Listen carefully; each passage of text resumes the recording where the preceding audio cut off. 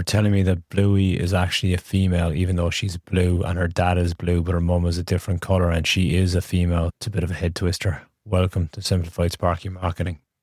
Today we're going to delve into the depths of cartoons and cartoon marketing, and this is appropriate towards your marketing, whether you think so or not. Recently, I've only been made aware of this, of how much of a multi-billion-dollar funnel cartoons actually are for businesses, for Disney, for Pokemon, for Simpsons, all of those cartoons that we watched growing up. It's quite disturbing to stop and think that these cartoons are merely there as an advertising vehicle so that you're then going to buy their merchandise.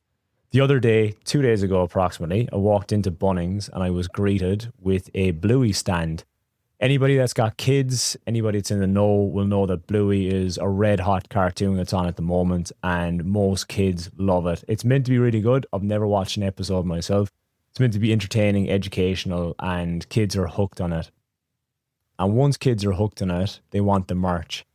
And that is why when I walked into Bunnings 2 days ago, I walked in and at the very front door, there was a stand riddled in Bluey merch. It was probably 2 meters wide, and ironically, it was only about a meter odd high. And I think you can guess why it's a meter odd high. Is the ideal client for them is a kid. Even though the kid has got no money, they are going to be either being pushed in a pram, so they're perfect eye level, or else they're going to be wandering around and they're only going to be about a meter up off the ground, if even, depending on their age. And it is in prime real estate for them to get their little grubby mitts on a Bluey tie, a magazine, a cup, a little bit of merch that they can grab and then beg their parents to purchase this. And depending on the parents' mood, they most likely will, just to shut them up. Most of you have been there and you will do this. And this is, once you see this, you can't unsee it. Same thing as well with Woolworths and Coles.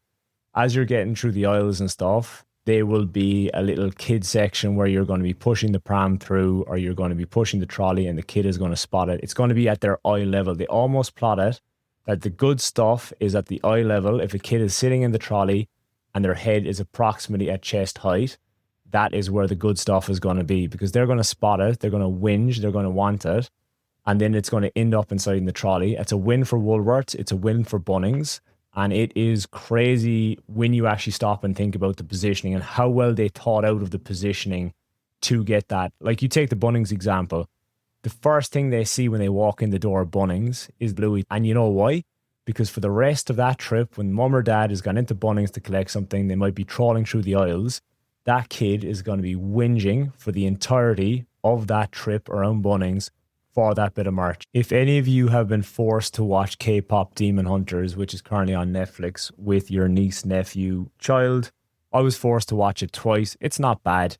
There's some absolute bangers in it, and that is their vehicle. They are basically promoting the music in K-pop Demon Hunters, that therefore what that results in is kids poking their parents saying, hey, can we put that on Spotify? Can we put that on Spotify? And guess what? They're playing that over and over and over and over again. Thus, the band, or the fictional band Hunter X, are getting downloads. K-pop Demon Hunters, whoever the main business is getting paid per listen. And because it's been projected across to so many kids, the downloads are going through the roof. Thus, they're making revenue off the music as well as the merchandise. So they're going to want to buy the little bits of toys and stuff that you can get with that as well.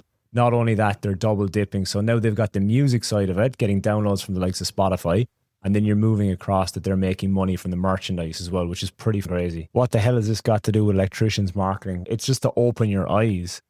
See how clever it is that they've positioned that exactly where the kid is standing and exactly the right height. If that had have been up in the top of one of the shelves inside in Woolies or something like that, the kid's not going to see it. That's why they brought it down to their eye level.